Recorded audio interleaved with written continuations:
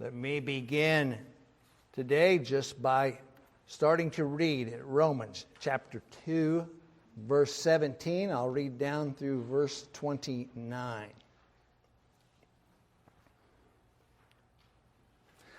But if you call yourself a Jew and rely on the law, and boast in God, and know His will, and approve what is excellent, because you are instructed from the law, and if you are sure that you yourself are a guide to the blind, a light to those who are in darkness, an instructor of the foolish, a teacher of children, having in the law the embodiment of knowledge and truth, you then who teach others, do you not teach yourself? While you preach against stealing, do you steal? You who say that one must not commit adultery, do you commit adultery? You who abhor idols, do you rob temples? You who boast in the law dishonor God by breaking the law.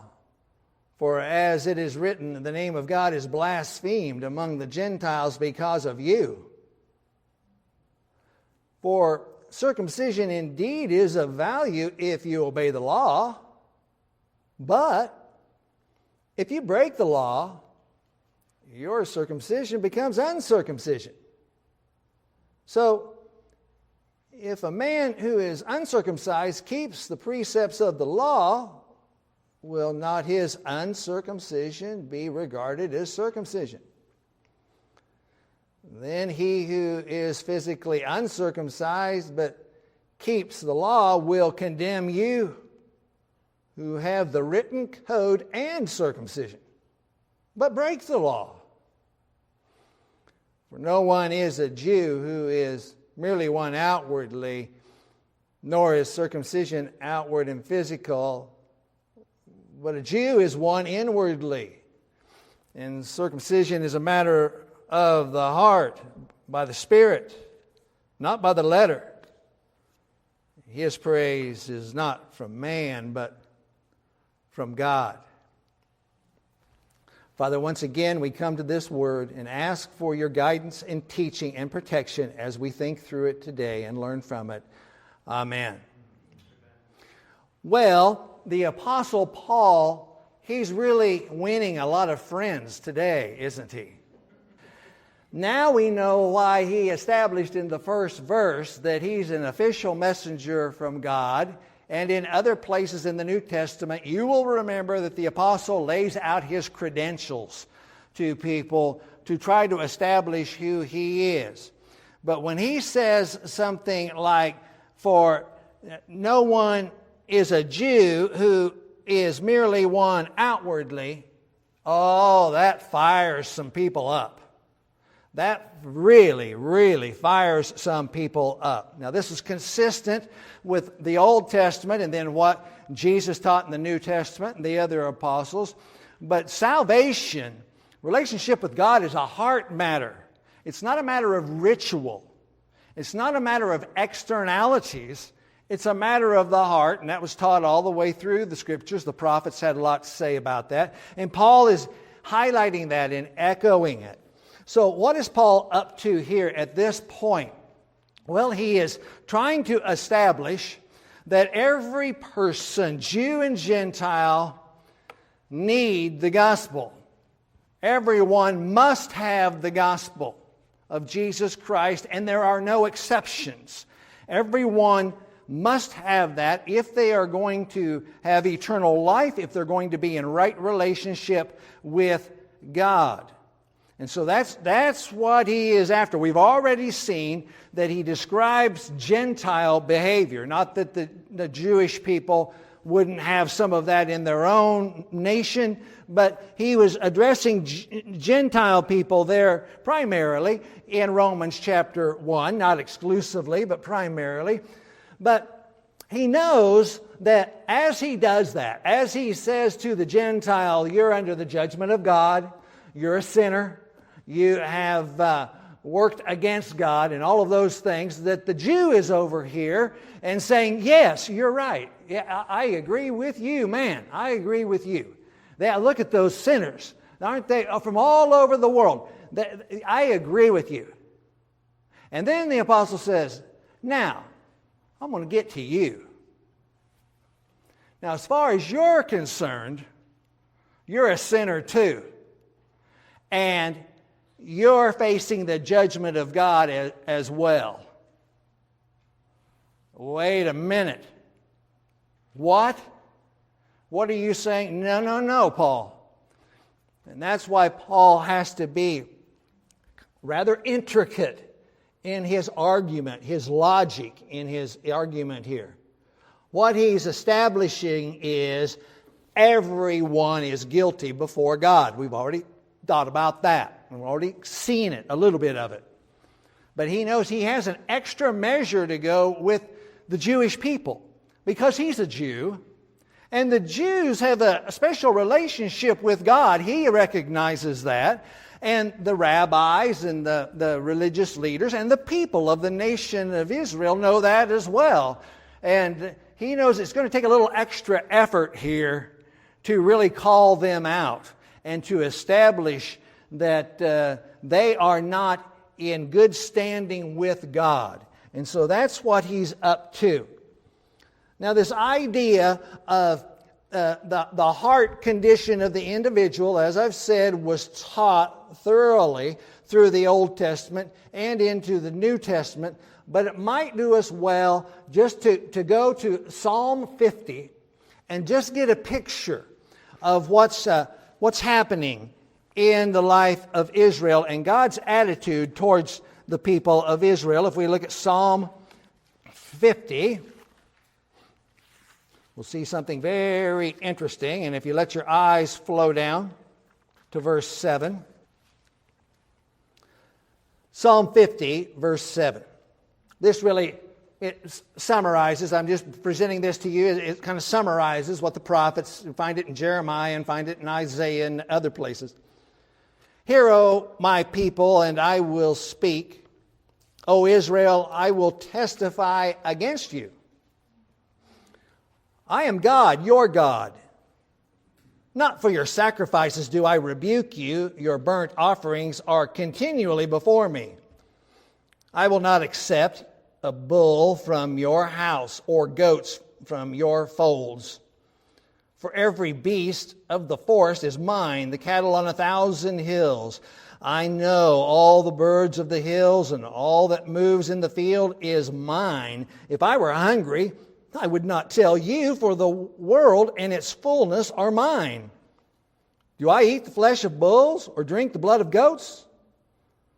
Offer to God a sacrifice of thanksgiving, and perform your vows to the Most High, and call upon me in the day of trouble. I will deliver you, and you shall glorify me. But to the wicked God says, what right do you have to recite my statutes or take my covenant on your lips? For you hate discipline, and you cast my words behind you. If you see a thief, you are pleased with him, and you keep company with adulterers. You give your mouth free rein for evil, and your tongue frames deceit. You sit and speak against your brother. You slander your own mother's son. These things you have done, and I have been silent.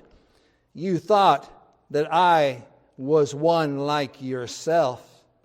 But now I rebuke you and lay the charge before you. Mark this then, you who forget God, lest I tear you apart and there be none to deliver.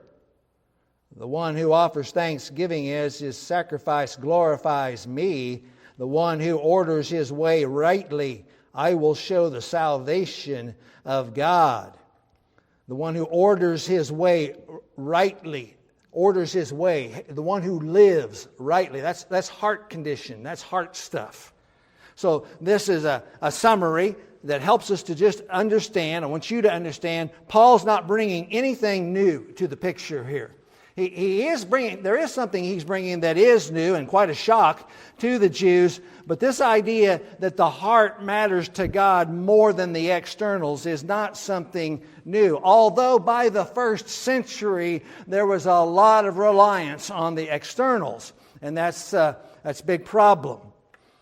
Now, before we get further into the message, there's a couple things that I wanted to bring to your attention. Paul talks about, he begins this section, but if you call yourself a Jew, and he himself is a Jew, Jesus is a Jew, Peter is a Jew, Matthew is a Jew, but he's condemning them here. He's presenting the case that you think you're so good and you're so righteous before God. Well, as a matter of fact, the Gentile stands, it has more standing than you do, and the Gentile one day will rebuke you. Their life will rebuke. God is the only judge. The Gentiles won't judge the Jews. God will do that. But the way they conduct themselves by obeying the natural law, well, that stands in stark contrast to what the Jews themselves are doing.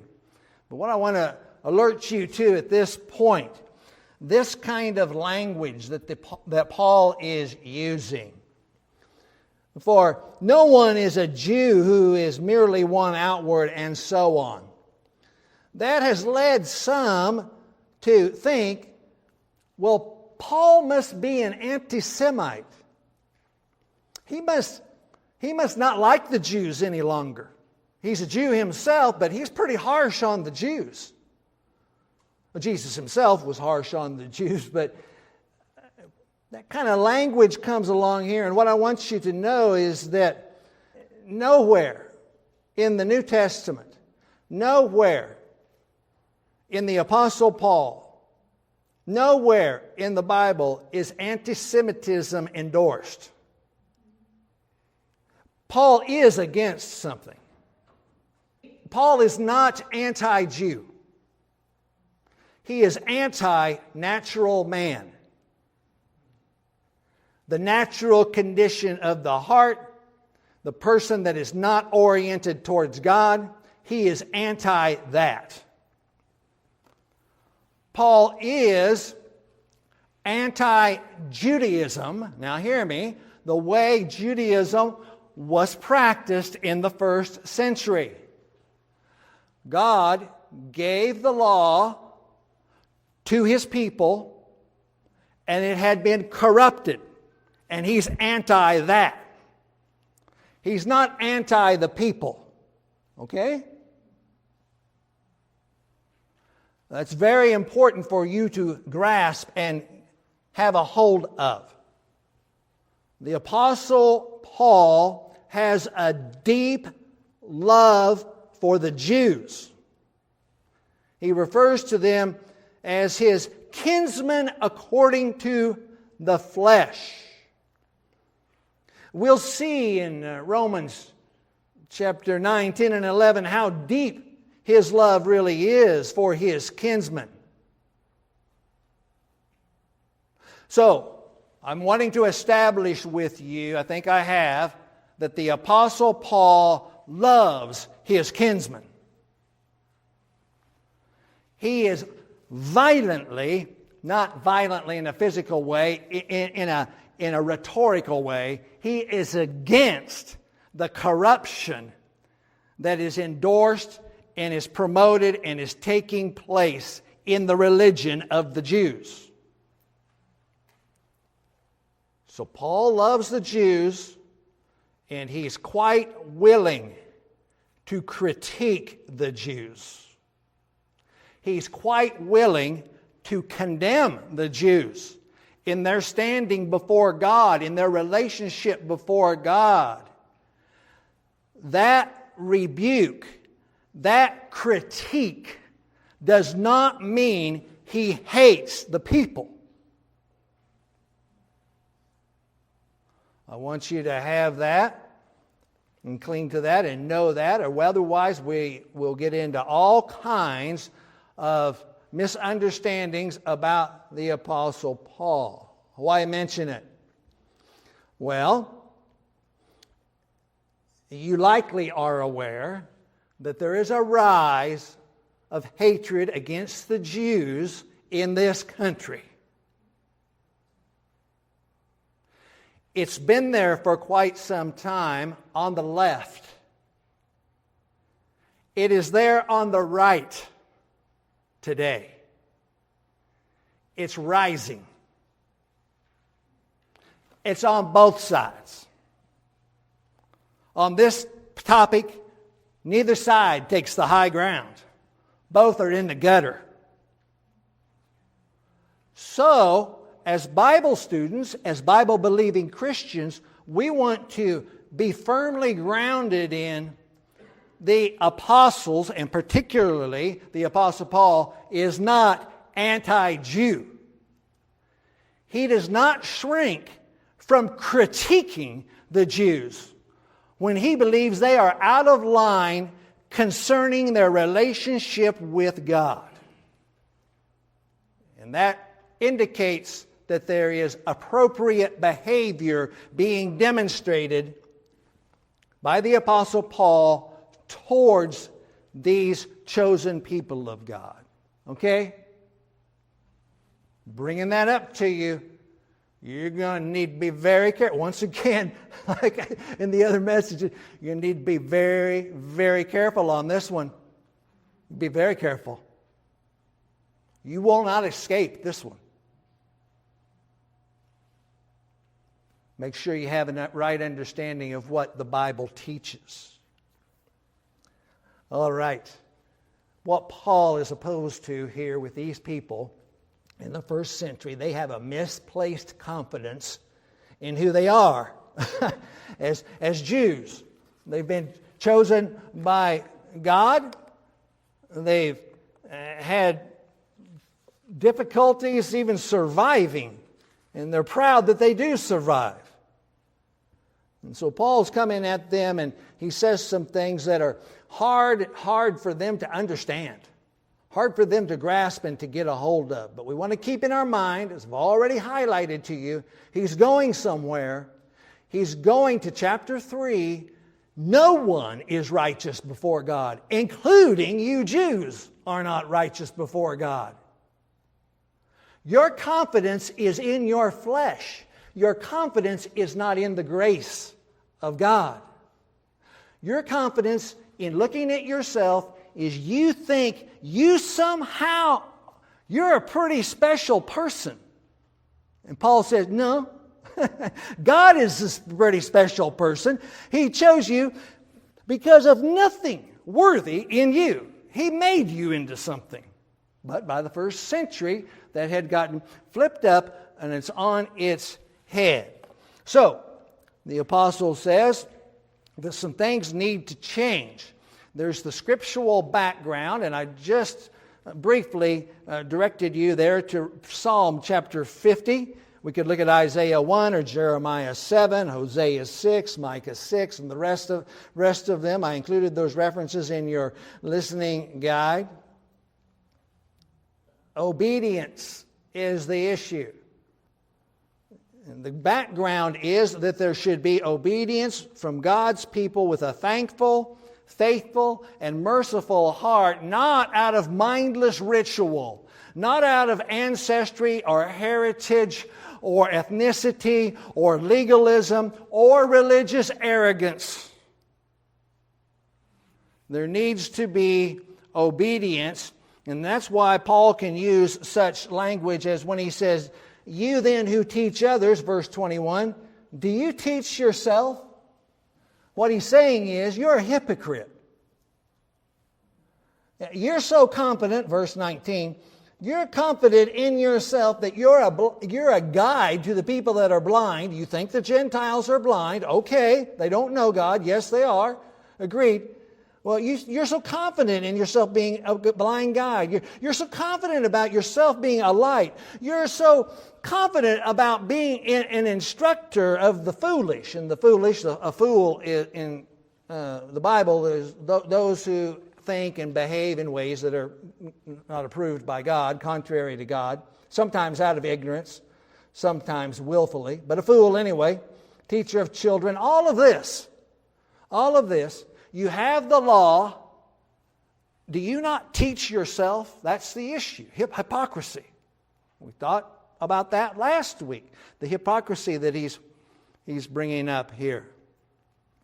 So he attacks the people of Israel in the three places that they cherish. Now see, this kind of teaching from the Apostle Paul is what gets him run out of town. It's what gets him lowered in a basket out of a window. It's what gets him beaten. They don't like this kind of teaching here now. You Jews are not really Jews. You're not true Jews. And it's hard for us a little bit to connect with that and relate to it a little bit. We can understand it. But it'd be something like this, if I'd use an example. You take a man, a group of men, women, been born here in the United States of America. Went to school right here in the United States of America. In some cases, they served in the military and went to a distant land under the name of this country. They come back. These men and women, they come and they raise their own family. And they try to teach their children right and wrong and try to educate them and show them, how wonderful this particular country is and the freedoms in this country that we enjoy, that so many have sacrificed for. And in a certain sense, many Americans, all Americans sacrifice to a certain extent, but some certainly more than others in their military service. Beautiful country, landscapes, mountain, sea, river. And here comes the preacher and says to you, brother, you see that guy from Madagascar that's over here? He's more of an American than you are. Oh, no. Now, the person that says that might face some difficulty. Not only that, his family that he's come, that family looks like a more American family than you look like. Now you can already feel, I'm sure, in your emotion, that would not set very well with you. I'm not saying that it should or shouldn't. I'm just trying to draw an example for you. Paul arrives on the scene and says, these Gentiles, when they obey the law, they're more of a Jew than you are. Oh, they would like to kill him for saying that. If they'd like to discount him as a radical, crazy man, but when he's not and he is influential and people start gathering together and forming churches and people are setting down their idols and they're turning from allegiances they once had to the allegiance Paul's preaching, now he's dangerous.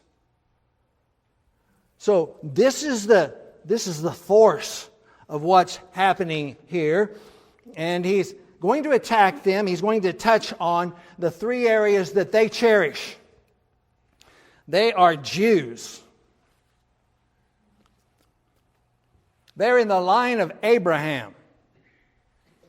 They have a heritage. Yeah, and Paul says, yes, you have a heritage, but your religion is superficial, man. You talk about this, you talk about your heritage, you talk about the temple, you talk about the sacrifice. You're just superficial because you don't obey God. You don't live for God.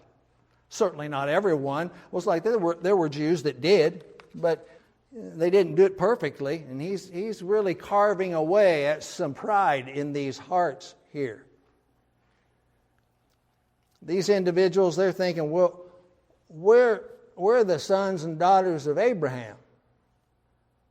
And in fact, in the New Testament and the teachings of Jesus, Jesus is confronting the religious elite, and they said, we have Abraham as our father. That was their attitude. We have Abraham as our father. Now, Abraham was the father of not only Isaac, Ishmael too, and that's the line of the Arabs today. And they would say today and then, we have Abraham as our father too. But the Jew says, we have a covenant. And you can review that covenant in Genesis chapter 17. When we did our end time series, we did look at it. Abraham shows he has some leanings towards Ishmael, and God said, no. It is through Isaac that my covenant stands. So these Jews, they're saying, we're sons and daughters. We're of Abraham. Through Isaac. Through Jacob, whose name was changed to Israel. We are the people who follow Moses. Remember, Jesus says about the teachers, they like to sit in Moses' seat. They're the people who follow Moses. These teachers, they like to sit in Moses' seat, and Jesus tells the folks, you do what they say, but don't do what they do. Ooh, that infuriated them. Because they weren't doing what they saw. They were hypocrites. Same issue the Apostle Paul is dealing with here. We have an ethnicity about us. The kingdom divides. Israel to the north, Judah to the south. After Solomon goes off the scene, King David's off the scene, Solomon's off the scene, the kingdom divides. Israel to the north, Judah to the south, where the word Jew comes from. The word Jew has an ethnic meaning to it, but it also has a geographical meaning to it. People would begin to, the Jews were exiled to Babylon, and they would be referred to as the people that came from Judah, the Jews. But on the return from the exile, everyone that comes, all the Jews, whether they originally were from the northern kingdom or the southern kingdom, all of them were called Jews and referred to as Jews. Well, they have a long history, ethnicity. They have, that legacy of Egypt and the Red Sea parting. They have that legacy. They have the wandering in the wilderness, the crossing of the Jordan, the coming into the promised land. They have the judges, that legacy. They have Saul as their king that comes. They have David as their king that comes. The scriptures come. The prophets speak the word of God. They have Moses, Sinai. The law has come. And you're telling me I'm not a Jew? You can kind of relate, can't you? They have a long ethnic history that they are very proud of. Some today, likely, are very proud of their heritage. It's not wrong to be proud of your heritage, but when you think that's going to get you in right relationship with God rather than Jesus Christ, that becomes a problem. So, he attacks them right off. You call yourself a Jew. You rely on the law. You boast and you know God. Because these Gentiles, they don't know God, but we know God. He's worked in our life. You boast that you know God. You know His will. He gave you the Scriptures. And you claim you know His will, then why don't you do His will? If you know it. Oh, you're disobedient, and you think you're going to have favor with God. They're beginning to see the picture. You approve of what is excellent because you've been instructed by the law. So he attacks them right at the heart here of who they are as a Jew. When he says, no one is a Jew who is merely one outwardly, that is amazingly offensive. So he attacks them, secondly, regarding physical marks on their body, circumcision. They have a marking on their body that reminds them. Every day they're reminded. This is who we are. This has been given to Abraham. This covenant has been given. This instruction has been given to Abraham, and it's been passed down from Abraham. This is who we are. We are the select people, and circumcision proves it. Because we come from Abraham, Isaac, Jacob. We have the heritage. We also have the markings on our flesh that establish the fact that we are God's people. And you're telling me I'm not a Jew. That's why he has those verses in there on circumcision. Well, you've got it and you think it's going to be of value to you. You think God's going to look at you and you think God's going to give you some credit for that. And it would be of value. If it would be, verse 25, if you obey the law, but you break the law. So since you break the law, you're no better than the uncircumcised Greek. You're no better than a Gentile because you break the law. They don't like that.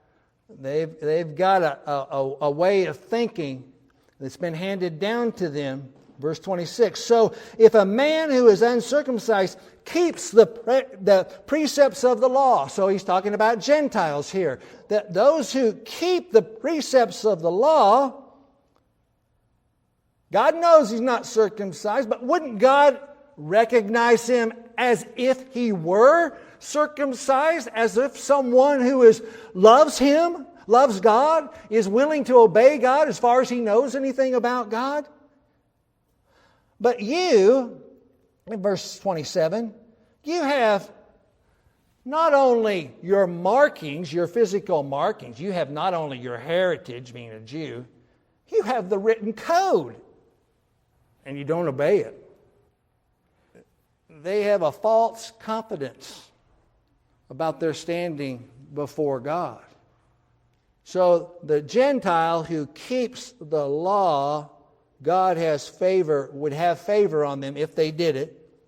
Of course, none do, but Paul is setting up an argument here.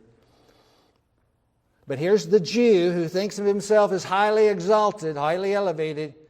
You are doubly, triply responsible. It's not only your heritage, but you've got this religious right. R-I-T-E, the religious right, the fleshly markings. You've got that, and you have the Scriptures, which the Gentiles do not have, yet they obey God. Who do you think you are, calling yourself a Jew? So he hits all three of these in this particular section. You're probably already ahead of me in your listening guide on number 3. He's a scandalous apostle once again. Remember last week we had scandalous apostle. Well, once again, he's scandalous because he is redefining what it means to be a Jew. So once again, we have to go back with what I said earlier, kind of our study note. He does not hate his people. But he is redefining what it means to be a true Jew in the eyes of God.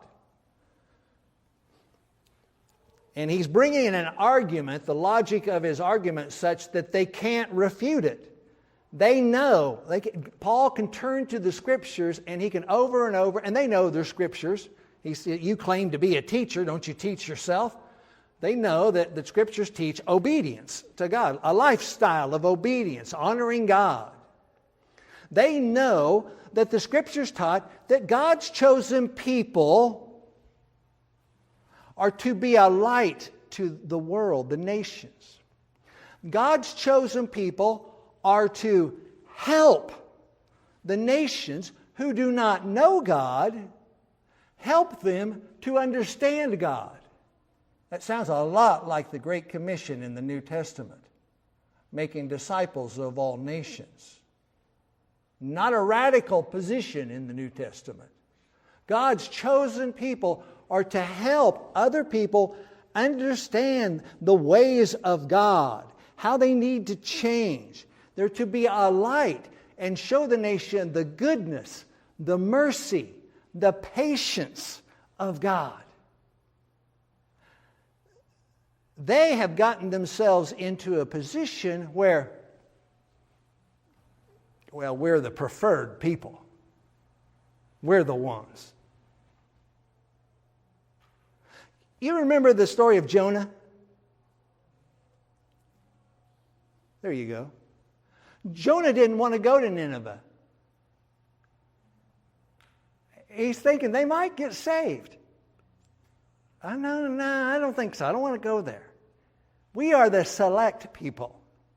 We're the honorable people. God's chosen us because there's something about us that's really, really unique. And those people over there, well, they're sinners. They deserve to be judged. In fact, they've inflicted a lot of pain on us. They deserve to be judged. Jonah is a good example of that. Paul is saying that there has to be this obedience from the heart.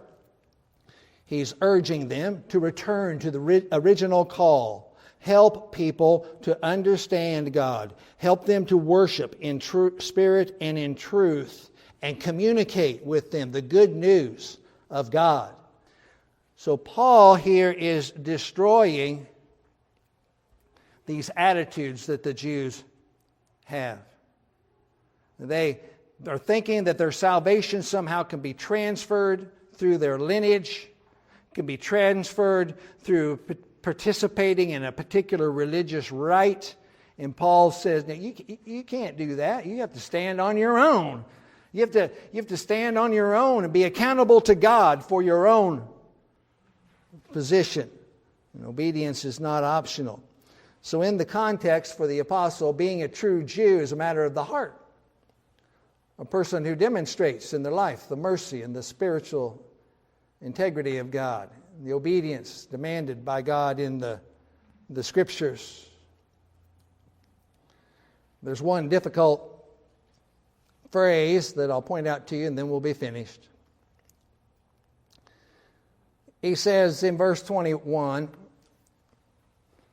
"You then who teach others, do you not teach yourself? While you preach against stealing, do you steal?" He has this hypothetical argument, is what he has set up. Remember, it's the same from last week. He's continuing this argument. It's as if the apostle, he's having this dialogue. And the Jews, the people, they're looking on the dialogue. You claim to call yourself a Jew, do you? You teach other people, do you? And that's a teaching method in the ancient world. Other people would look on at this conversation with this hypothetical person that he's speaking against, but he's actually speaking against to all of these other people. So he says, you teach against stealing, do you steal? You who say that one must not commit adultery, do you commit adultery? Well, Jesus taught that adultery is a matter of the heart and a matter of the mind, so they'd be guilty on that. But the one that causes a little difficulty here, you who abhor idols, do you rob temples? Well, the best explanation I've heard on that one, it's caused a lot of discussion. What does that mean? Were these Jews in the first century robbing temples? That was not really their practice. They had moved away from idolatry, the blatant idolatry that was in place 1,000 or 1,500 years earlier. There was idolatry for sure, but that was not really the main, that they taught against idolatry. What is happening? It seems to be that there were occasions when the Jews thought they were doing God a favor, and they would destroy a pagan temple. Some factions. And that temple had a lot of items in it. Gold, silver, a lot of things in there. They would collect those items and profit from them. Go in, destroy a temple because, God, you're against idolatry. We're helping you out here. We're going to destroy it. But back in Deuteronomy chapter 7, verse 25, God told the Israelites, when you destroy these people, you don't take their pagan items. You don't take their idolatrous prop. You destroy all of that. Otherwise, you might become an idolater. You destroy it. So it seems like there's just a verse but in Acts, but it seems like that was on the fringes, a practice that goes on. So Paul's drawing on that. He's saying, you teach against idols, and then somebody brings you some profit from an idol, that's okay with you. So he's calling them hypocrites all the way around. And he's destroying their argument. So in the end, the way it stands is that no one can stand before God, and everyone is accountable, particularly the Jewish people who have all of these benefits, all of the great benefits that God has given them. And they surely have all the promises that God's given to them. Everlasting covenants with them. All of these great things. Yet they, through their disobedience, are no better than a Gentile. So they too need the gospel. Every human being, big idea. Every human being, no matter where they are, no matter what their background is, their religious upbringing, whatever, they need Jesus. They need the gospel of Jesus. And that's what we'll dig into more in the weeks to come. And that's what we would say here. All of us need Jesus. We need to continue to grow into Jesus. And if you haven't committed to Jesus, you need to do that. Because no one has an excuse when standing before God.